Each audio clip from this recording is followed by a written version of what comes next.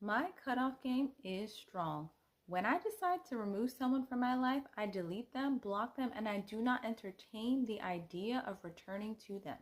Welcome to the Soul Healing Podcast, where we discuss techniques and methods to heal emotionally and also to move on from past emotional traumas and to really try to connect with our inner knowing.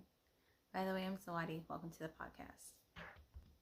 Today we're discussing why it's important to cut off people effectively. If you are in a point in your life where you have decided to remove someone from your life, you need to be very clear and very strategic about it. If you decide that someone is no longer allowed to be a part of your life, you may decide to have a conversation with them, or you may decide just to walk away from that situation completely. When you decide to do that, you need to be very clear. Remove them from social media, unfollow them, do not stalk their page, delete them if you have to, delete their number, and block it so that you don't remember it, hopefully, and you don't go back. All of these methods are important because when we have come to the decision to remove someone from our life, that means they are clearly very toxic for us. And I heard someone say this: when people choose to entertain toxicity in their relationships, in their friendships, and just like the individuals that they associate with, it's like asking yourself, how much poison should you drink before you die? You truly do not owe anyone an explanation for protecting your peace. Your peace is something that should be very important to you, and it can be easily altered by the people that we're around. There is this study that says that we are the average of the 5 people we associate with.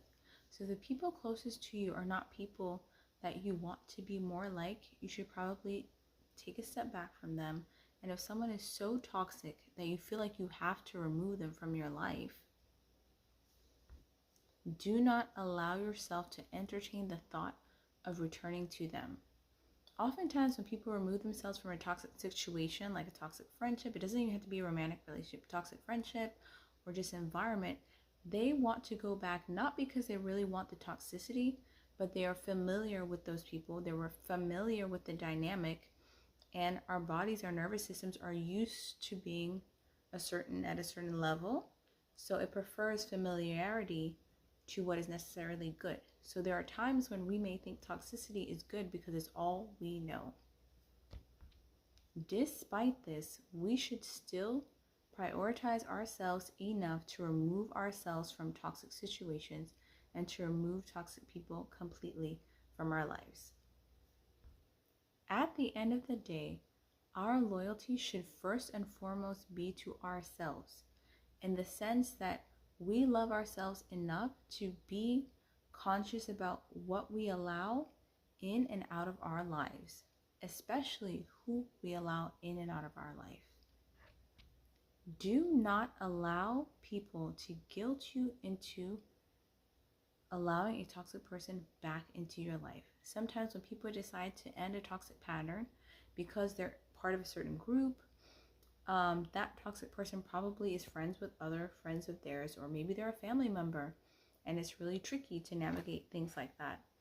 But do not allow others to guilt you until allowing someone to re-enter your life. It is your life. You are the employer, so you should hire and fire accordingly. If someone shows, hey, they're not a good fit for you, that's okay. Back up from them. If it gets to the point where you have to have a confrontation with them, have the confrontation, but try to be as civil as possible. And if you cannot be civil, simply say nothing, but walk away and remove them. Block, delete, do not frequent places that they frequent, and just remove yourself from that environment so that you can regulate your nervous system and get to a state where you can truly calm yourself and be at a place where you are at peace with yourself. And when you are at peace with yourself, you begin to attract like-minded people who also bring more peace to your lives. Overall, I would encourage you to never feel guilty for removing someone from your life that is not good for your mental health. That doesn't mean you have to hate them. That doesn't mean you don't love them. But you can see someone and you can love them from a distance. It is perfectly okay to love people from a distance if they are not good for your life. If you made it to the end of this video, thank you so much. And if you would like to see another video that's in alignment with today's topic, please click on the video you see on the screen above. Have a wonderful day. Bye-bye.